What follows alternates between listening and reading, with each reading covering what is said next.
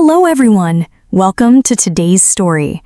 I'm so glad you're here because I have an incredible adventure to share with you. A journey into a mysterious forest full of secrets, hidden treasures, and whispers that seem to call your name.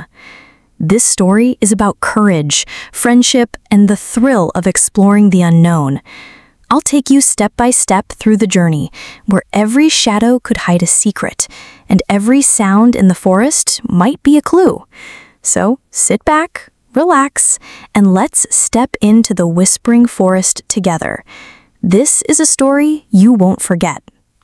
I still remember the first time I heard about the whispering forest. It was a place wrapped in legends, a stretch of endless green that stretched beyond the hills, where the trees grew so tall they seemed to touch the clouds. The villagers said it was haunted, cursed even, a place where voices could be heard at night, whispering secrets that no human should ever know. Most people avoided it, but for me, the forest was a call I could not ignore. It started one summer evening while I was sitting on the porch of my grandfather's old cabin. The air smelled of pine and smoke from the fire I had just built. On the table beside me lay an old leather-bound journal, one that had been hidden away in the attic for decades. My grandfather had passed years ago, but his belongings still carried the weight of mystery. The journal was filled with notes about the forest, sketches of tall trees, maps drawn by hand, and strange symbols I didn't understand. On the last page, written in shaky handwriting, was a single line. "The treasure lies where the forest speaks the loudest." I read that sentence over and over again. Treasure? In the whispering forest? The sensible part of me wanted to close the journal and forget about it, but curiosity is a stubborn thing. And that night, under the glow of a lantern, I decided that I would go. The next morning, I packed a bag with the basics, a compass, a flashlight, some food, a water bottle, and the old journal.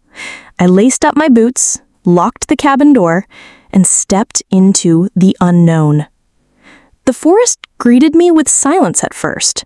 Only the crunch of leaves under my boots and the distant call of a bird echoed through the air.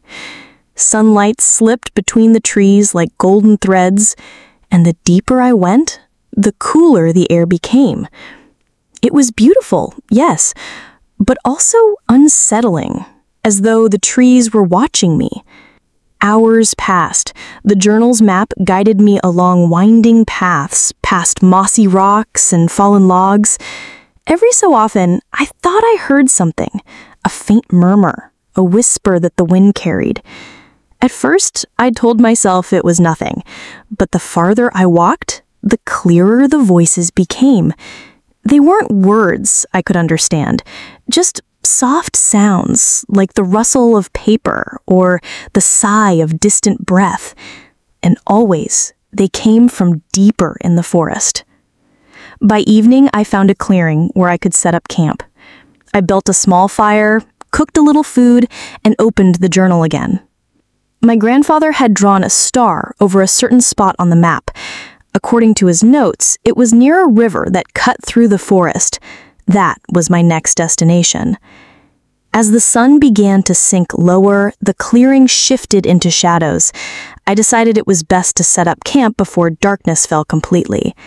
I pitched my small tent by the edge of the clearing, close enough to the ruins, but not too close. Part of me wanted to watch the stones at night, but another part warned me to be cautious.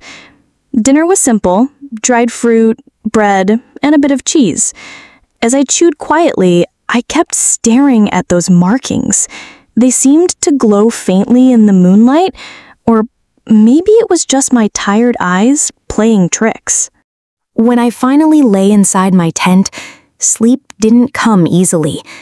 Every sound of the forest, the chirping of crickets, the distant hoot of an owl, the rustle of branches, felt sharper, more alive. And then, at some point deep in the night, I heard something I couldn't explain. A low hum, almost like a chant, carried through the air. It was faint, distant, but unmistakably human. My breath caught in my throat. I strained to listen. The sound drifted, weaving through the trees, then faded as though swallowed by the night. I stayed perfectly still, heart pounding so loudly I feared it would give me away. But after a while, silence returned. The next morning, sunlight streamed into the clearing, chasing away the fear of the night. Still, the memory of that sound haunted me. I returned to the ruins to examine them in daylight. That's when I spotted something new, a section of stones at the base of the wall that didn't quite fit. They were smaller, packed tighter, as if hiding something behind them. My hands worked quickly, pulling at the stones. Dirt fell away, and soon I uncovered a hollow space, just big enough to hide a small box. My pulse raced as I reached inside and felt wood. Carefully, I dragged out a weathered wooden box bound with rusted metal. My breath caught. Could it really be what the map was leading me toward? The box had no visible lock, just a lid that resisted when I tried to open it. I tapped it gently, then pushed harder. Finally, with a soft crack, the lid gave way. Inside laid a bundle of cloth, wrapped tightly with twine. I unrolled it slowly, my fingers trembling. Within the cloth was a journal, its leather cover worn but intact. I opened the first page. The handwriting was delicate, old-fashioned, written in ink that had faded with time.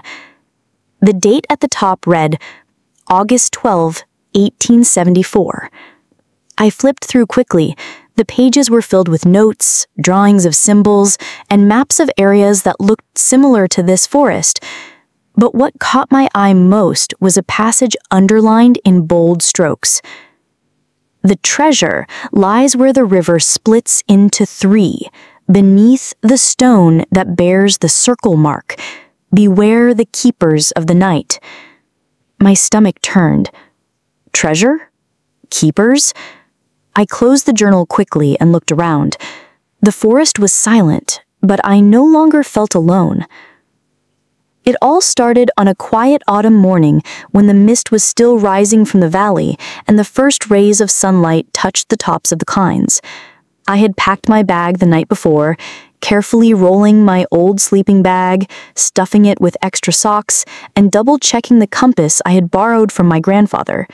He used to tell me that a compass was the most honest companion you could ever bring into the forest. Silent, reliable, always pointing north, no matter how lost you felt inside yourself. I wasn't going alone. My two closest friends, Daniel and Clara, were already waiting near the trailhead when I arrived. Daniel leaned against his dusty Jeep, sipping coffee from a metal thermos, his hair still messy from waking up too early.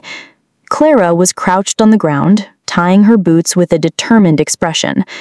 She had always been the adventurous one, the kind of person who read survival books for fun and secretly dreamed of finding something extraordinary hidden among ordinary landscapes.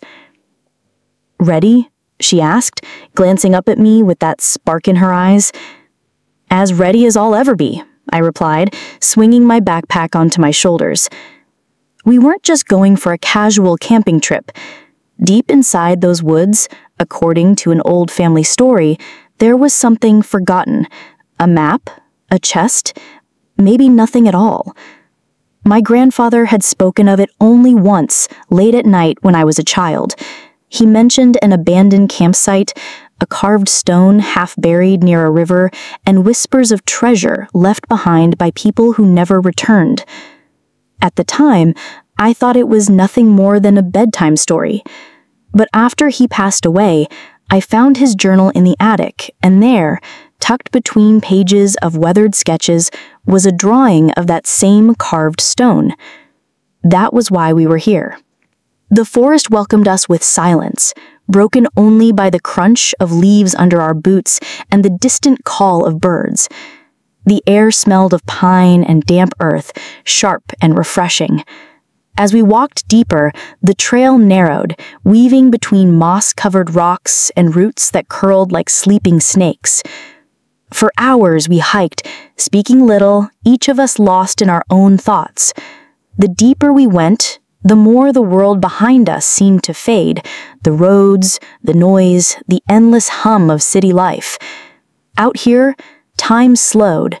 Out here, everything felt older, heavier, as if the trees themselves carried secrets. By midday, we reached a clearing beside a river. The water sparkled in the sunlight, rushing over stones worn smooth. We dropped our bags, grateful for the rest. Daniel pulled out sandwiches he had wrapped in paper, and we ate quietly, listening to the sound of the current.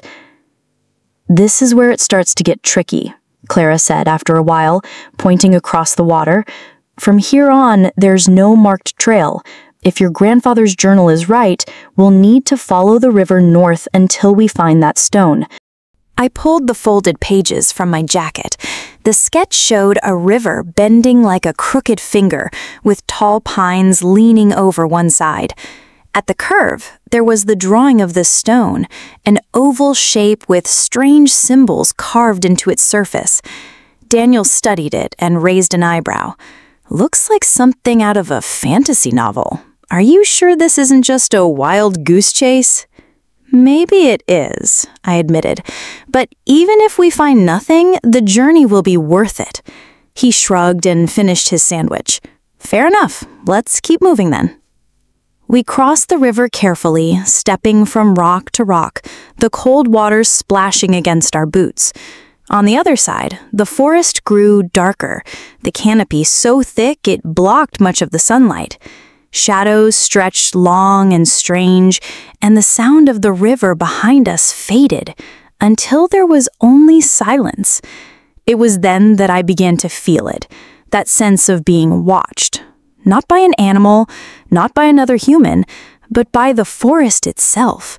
Every twig snap beneath my feet sounded louder than it should. Every gust of wind seemed to carry whispers I couldn't quite understand. We walked on. Hours passed. The sun dipped lower. Just when I started to wonder if we were hopelessly lost, Clara froze and pointed ahead. "There," she whispered. Half hidden among roots and vines, at the bend of the river, stood the stone.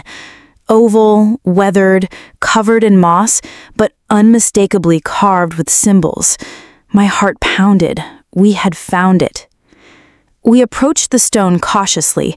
Its surface was rough under my fingers, the symbols carved deeply enough that the moss couldn't hide them completely. They didn't look like any alphabet I had ever seen, more like abstract lines that formed patterns I couldn't decipher. My grandfather's notes had hinted at this. The stone marks the place where the treasure sleeps, but only for those who see with patience. Daniel studied it and raised an eyebrow. "Looks like something out of a fantasy novel. Are you sure this isn't just a wild goose chase?" "Maybe it is," I admitted. "But even if we find nothing, the journey will be worth it." He shrugged and finished his sandwich. "Fair enough. Let's keep moving then." We crossed the river carefully, stepping from rock to rock, the cold water splashing against our boots. On the other side, the forest grew darker, the canopy so thick it blocked much of the sunlight. Shadows stretched long and strange, and the sound of the river behind us faded until there was only silence. It was then that I began to feel it, that sense of being watched, not by an animal, not by another human, but by the forest itself. Every twig snap beneath my feet sounded louder than it should. Every gust of wind seemed to carry whispers I couldn't quite understand. We walked on. Hours passed. The sun dipped lower. Just when I started to wonder if we were hopelessly lost, Clara froze and pointed ahead. "There," she whispered. Half hidden among roots and vines, at the bend of the river, stood the stone. Oval, weathered, covered in moss, but unmistakably carved with symbols. My heart pounded. We had found it. We approached the stone cautiously. Its surface was rough under my fingers, the symbols carved deeply enough that the moss couldn't hide them completely. They didn't look like any alphabet I had ever seen, more like abstract lines that formed patterns I couldn't decipher. My grandfather's notes had hinted at this. The stone marks the place where the treasure sleeps, but only for those who see with patience. Clara knelt beside it, brushing away layers of moss. She murmured, "Look at these markings. They seem intentional, like someone wanted us to notice them." Daniel circled the stone slowly, scanning the surrounding forest. He said, "This place gives me the creeps. I feel like we're not alone." I agreed, though I couldn't explain why. There was a stillness here, a kind of quiet that didn't belong to nature. The leaves didn't rustle as they should, the birds didn't chirp, even the river seemed to slow its rush. "Let's see if there's anything hidden," I said, crouching to examine the base of the stone. My fingers traced along the mossy surface, feeling for cracks, seams, anything unusual. And then I felt it. A small, hollow space, just large enough to hide a hand. I reached in carefully and pulled out a small, weathered wooden box. Rusted hinges held it shut. My hands trembled as I lifted it, dust falling like fine rain. "Do we open it?" Daniel asked, his voice low. Clara nodded, her excitement barely contained. "We have to. Otherwise, what's the point?" I pried the lid open slowly. Inside lay a bundle wrapped in cloth. Unfolding it revealed a collection of items that made my heart skip. A small golden key, a map drawn on fragile paper, and a medallion engraved with the same strange symbols as the stone. "The key," I whispered. "It must open something else. Maybe deeper in the forest?" The map was detailed, showing a route through the woods marked with symbols and notations. It led to a part of the forest we hadn't explored yet, a place where the river split into 3 streams, forming a triangle around what appeared to be a hidden cavern. "This is incredible," Clara said. "Your grandfather wasn't just telling stories, he was leaving clues." Daniel, still cautious, frowned. "Or someone else put them here. We have no idea what we're walking into. There could be traps or..." I held up the medallion. "This feels protective, like it's meant to guide us safely." We decided to rest for the night near the river. The forest, while beautiful, felt alive in ways that made sleep uneasy. Shadows shifted in the moonlight, and every snapping twig made us jump. But by morning, our resolve was stronger. We had found the first clue. Now we had to follow it. The next day we followed the map. The trail was hidden, overgrown, and treacherous. Roots tangled beneath our feet, and branches clawed at our clothes.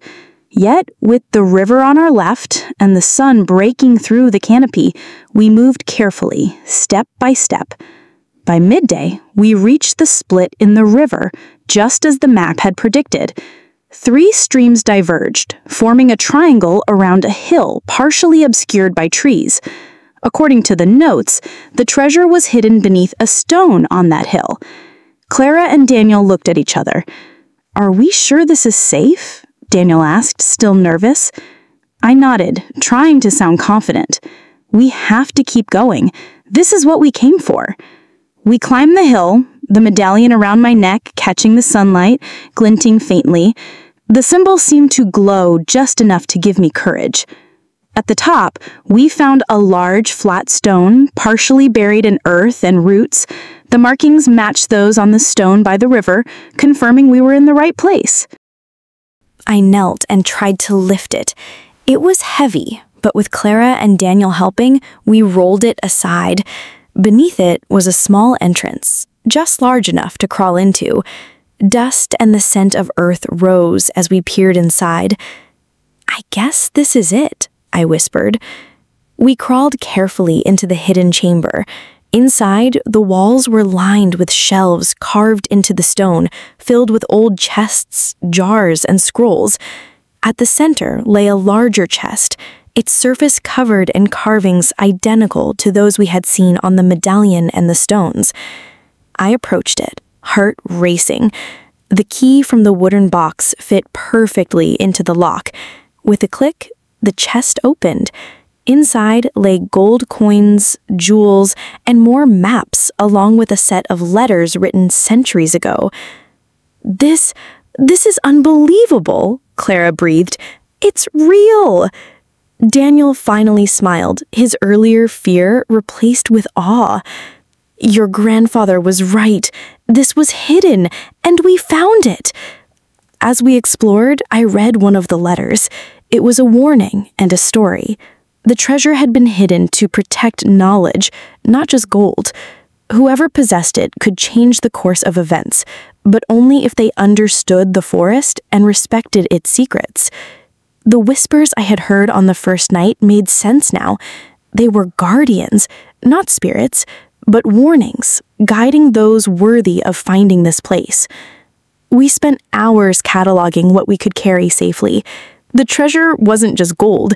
It was a legacy, a story waiting to be discovered by those who respected the forest. By the time we emerged from the cavern, the sun was setting, painting the forest in shades of orange and gold. The whispers had quieted, replaced by the calm sounds of evening. We knew we could never tell anyone exactly what we found, but the experience had changed us forever. As we walked back toward the trailhead, carrying a few items and our memories, I looked at the forest one last time. The trees stood silent, as if they had always known we would succeed. The adventure, the danger, the mystery, it all felt alive, a part of me now. And deep inside, I knew this was only the beginning. The Whispering Forest held many secrets, and though we had found one treasure, the forest itself was timeless, waiting for the next brave soul to hear its whispers. As we finally reached the edge of the forest, the evening sky painted itself in deep oranges and purples. The city lights flickered faintly in the distance, a reminder of the world we had left behind, if only for a little while. I looked at Daniel and Clara, their faces tired but excited with excitement. We had discovered something incredible, not just treasure, but the magic of the forest itself. The whispers, the hidden paths, the shadows that had once frightened us, all of it had led us to a story we would carry forever. I clutched the journal my grandfather had left, now feeling like a bridge between the past and the present. It wasn't just a map or a guide. It was a reminder that curiosity, courage, and respect for the unknown could lead to the most extraordinary adventures. As we walked down the trail, the forest behind us seemed to exhale, settling into its quiet rhythm. I knew that one day the Whispering Forest would call to someone else, and it would keep its secrets safe until they were ready. For now, we had returned changed, not because of the gold or the jewels, but because we had listened, followed, and trusted the whispers of a place that many feared. Adventure wasn't just about finding treasure. It was about discovering courage, friendship, and the thrill of the unknown. And as the stars began to emerge above the trees, sparkling, I smiled. The forest had shared its secret with us, and in doing so, had given us a story we would tell for the rest of our lives. Sometimes I think about the Whispering Forest, and I can still hear its soft whispers calling me back, inviting me to listen, explore, and believe in the magic that exists just beyond the edge of the ordinary. And maybe, just maybe, that's the greatest treasure of all.